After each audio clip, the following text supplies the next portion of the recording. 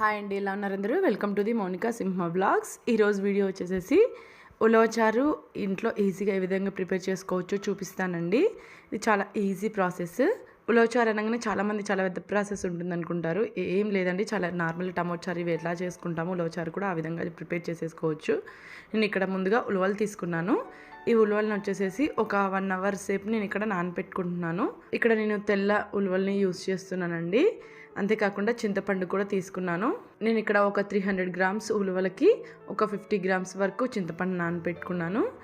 అలాగే నా తరపున ఒక చిన్న రిక్వెస్ట్ అండి, నా వీడియోస్ కానీ మీకు నచ్చినట్టయితే లైక్ చేయండి, షేర్ చేయండి, సబ్స్క్రైబ్ చేసుకోండి. నేను ఇక్కడ ఉలవల్ని అండ్ చింతపండుని ఒక 1 అవర్ సేపు నానపెట్టేసుకున్నానండి. నానపెట్టుకుంటే తొందరగా ఉడికిపోతుందని చెప్పేసి ఒక 1 అవర్ నానపెట్టి తీసుకున్నాను. ఇక్కడ నాకు ఇక్కడ ఉలవలు చాలా బాగా నానిపోయాయి. నెక్స్ట్ వచ్చేసేసి నేను ఉలవలతో పాటు చింతపండు కూడా నానపెట్టేసుకున్నాను. నానపెట్టేసుకుంటే పులుసు తీసుకోవడం చాలా ఈజీ అవుతుందని చింతపండు కూడా నానపెట్టేసి పక్కకు పెట్టేసుకున్నాను. ఈ ఉలవల్లో కొద్దిగా వాటర్ వేసుకొని కొద్దిగా కల్లుప్పు యాడ్ చేసుకున్న తర్వాత నేను కుక్కర్ పెట్టేసుకున్నాను.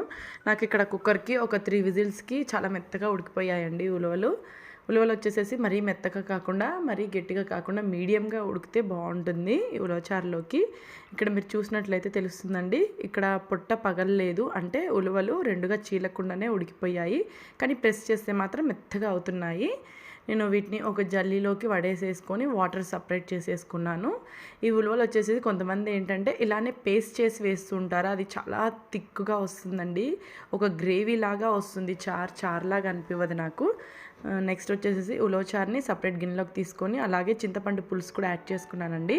చింతపండు వచ్చేసేసి ఒకేసారి పిసికి తీసుకున్నాను. నేను మళ్ళీ చింతపండు పులుసు తీయలేదు, ఒకేసారి పులుసు తీసి అదే యాడ్ చేసుకున్నాను. నెక్స్ట్ వచ్చేసి దీనిలోకి మసాలా కోసం కొద్దిగా ధనియాలు, దాల్చిన చెక్క, యాలక్కాయలు, లవంగా, అలాగే కొద్దిగా మిరియాలు, కొద్దిగా జీలకర్ర, అంతేకాకుండా ఇందులో కొద్దిగా మెంతులు యాడ్ చేసుకోవాలండి. ఎప్పుడైనా సరే ఉలవచారులో మెంతులు వేసుకుంటే చాలా టేస్టీగా ఉంటుంది.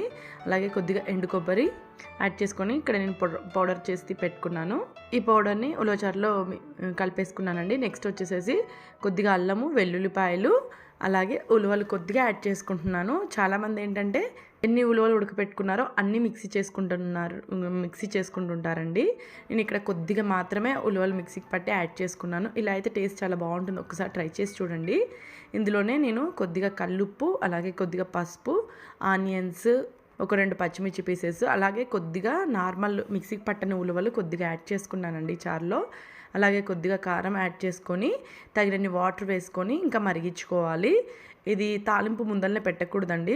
తాలింపు చారు మొత్తం మసిలిన తర్వాత తాలింపు పెట్టుకుంటే చాలా టేస్టీగా ఉంటుంది.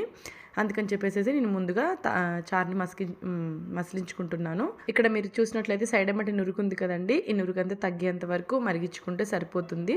అట్లా అయితే పర్ఫెక్ట్గా మరిగినట్టు 2-3 డేస్ కూడా నిల్వ ఉంటుందండి ఇలా మరిగించుకుంటే. నెక్స్ట్ వచ్చేసేసి తాలింపు కోసం స్టవ్ మీద కళాయి పెట్టుకొని కొద్దిగా ఆయిల్ తీసుకున్నాను. అందులో తాలింపు గింజలు, కొద్దిగా ఎండుమిర్చి యాడ్ చేసుకున్నాను. అలాగే కొద్దిగా కరివేపాకు, కొద్దిగా పసుపు, కొద్దిగా ఇంగువ యాడ్ చేసుకొని ఒక 2 మినిట్స్ లైట్గా ఫ్రై చేసేసుకొని ఇంకా చారులో యాడ్ చేసేసుకోవడమే. ఈ తాలింపు లాస్ట్లో పెట్టుకుంటే ఈ ఉలవచారు కానీ టమోటా చారు కానీ వీటికి ఏంటంటే చాలా టేస్టీగా ఉంటుంది. ఇక్కడ మనకు చారు రెడీ అయిపోయిందండి. మీకు ఒకవేళ ఇంకా థిక్గా చారు కావాలనుకుంటే అది కూడా ఇంకోసారి వీడియో చేసి పెడతాను నేను. ఇలా చాలా బాగుంటుంది, ఒకసారి ట్రై చేసి చూడండి. చేసిన రోజు కంటే నెక్స్ట్ డే ఇంకా బాగుంటుంది.